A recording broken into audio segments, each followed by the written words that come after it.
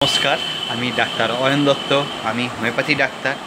আজকে আমি আলোচনা করব মানসিকভাবে যারা ভেঙে পড়েছেন, খুব ডিপ্রেশনে যারা আছেন, সে ছোট হোক বড় হোক সবার জন্যই। নিজের জন্য যারা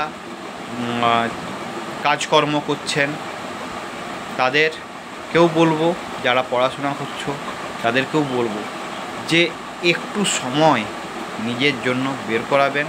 কি সময়? যে সময়টা আপনি বন্ধুবান্ধবের সঙ্গে ইয়ার্কি ফাজলামি মারবেন, যে সময়টা আপনি বাড়ির লোকের সঙ্গে হাসি ঠাট্টা খুব জোর করবেন, গল্প করবেন,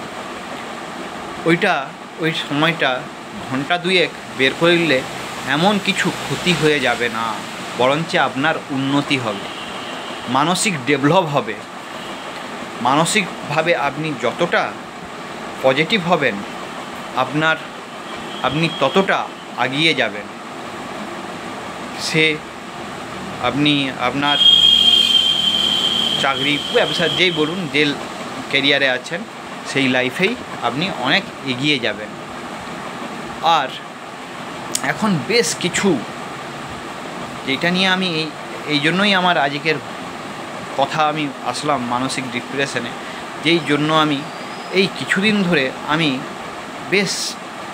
বেশ কিছু স্টুডেন্ট আসছে তার মা বাবা নিয়ে, যে মানসিকভাবে খুব ভেঙে পড়েছে, ডিপ্রেশন মানে আলাদা রাস্তা ধরে নিচ্ছে খুব বাজেভাবে। কেন এটা জানেন?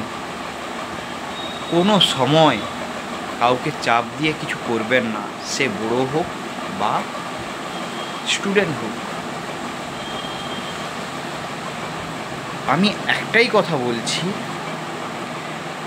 যে স্টুডেন্টদের যেটা নিয়ে তার ইচ্ছা পড়া সেটা পড়তে দিন, দেখবেন অনেক তাড়াতাড়ি সে ডেভেলপ করবে।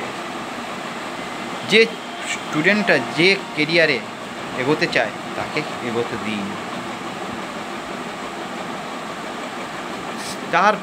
তাকে এই পজিটিভ কথা বলবেন, বাবু তুমি এইভাবে পড়েছো, তোমার আজকে এই রেজাল্ট এসেছে, তোমার খাটা অনুযায়ী তোমার রেজাল্ট খুব ভালো এসেছে,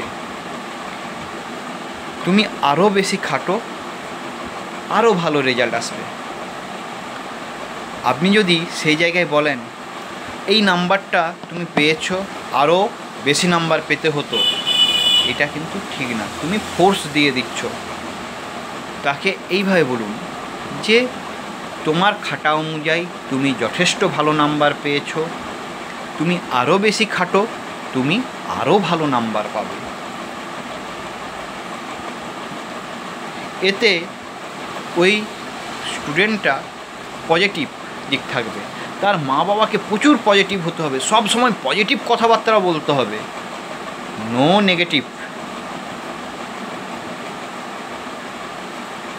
সব সময় পজিটিভ কথা বলুন, দেখবেন বাচ্চাও পজিটিভভাবে তৈরি হবে। আর কাছাকাছির যদি পারিপার্শ্বিক যদি সবসময় নেগেটিভ হয় না, বাচ্চা কখনো পজিটিভ হতে পারে না, সে নেগেটিভ নিয়েই বড় হবে। তাই নিজেদেরকে পজিটিভ হতে হবে, নিজেরা পজিটিভ হলে বাচ্চাও পজিটিভ হবে। আর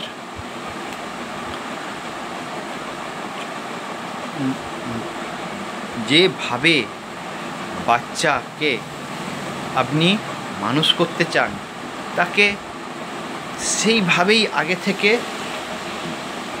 বলুন যে বাবু তোমার টার্গেট যা, তুমি ইঞ্জিনিয়ার হতে চাও, তুমি ডাক্তার হতে চাও, তুমি আর্টিস্ট হতে চাও, ঠিক আছে, আমার কোনো চাপ নেই, পড়াশোনা ভালো করে করো, অবশ্যই তুমি তোমার লাইনে এগিয়ে যাবে।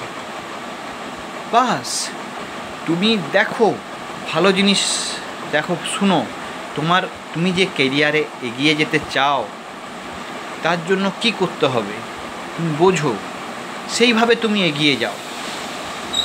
তার জন্য বকা নয়, তার জন্য মারা নয়, মেরে বকে কোনো সময় বাচ্চা মানুষ হয় না, বরঞ্চ বেপথেই চলে যায়। আমি এরকম রুগী এখন অনেক পাচ্ছি। বাচ্চা মা বাবা বাড়ির লোকের ফোর্সে বাজে নেশা ধরে নিচ্ছে। এখন বাচ্চাকে জিজ্ঞাসা করলে কি না, আমার উপর এই চাপ, আমার চাপ কমানোর জন্য আমি, কিন্তু চাপ তো এতে কমে না। ভালো জায়গায় ভর্তি করুন। সবার আগে আমি বলবো মেডিটেশন করান। বাচ্চাকে সবসময় বকে 1000টা টিউশনি দিয়ে দিবেন না। আগেও কিন্তু ডাক্তার, ইঞ্জিনিয়ার, আর্টিস্ট, বড় বড় পদের সব আগেও হয়েছে। তখন ওরা খেলাধুলাও করেছে, সেরকম সারাদিন টিউশন যেত না।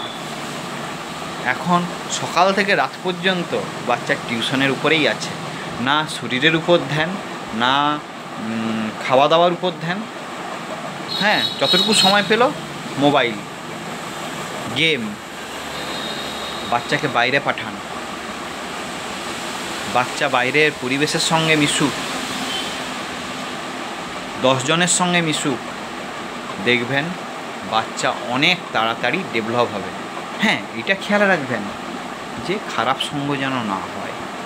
হ্যাঁ, দেখছেন যে খারাপ সঙ্গে মিশছে, বাড়িতে আসলে মারধর না, আসলে বলবে ঠিক আছে তুমি সবার সাথে মিশো, কিন্তু খারাপ আদত নিও না। সবার মধ্যে যেমন ভালো আছে তার ভালোটুকু নাও, খারাপটা নিও না। সব মানুষের মধ্যেই ভালো আছে, তার ভালোটুকু নিতে বলো, খারাপ নিও না। সবার সাথে মিশতে হবে, তাহলে সে একটা অ্যাকুরেট মানুষের মতো মানুষ হবে। তাহলে সে বড় হয়ে সবার সঙ্গে অ্যাডজাস্ট করতে পারবে।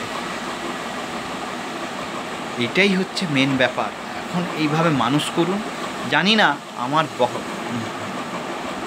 আমি যে কথাগুলো বলছি আপনাদের কতটা ভালো লাগবে, তো মেনটেন করুন।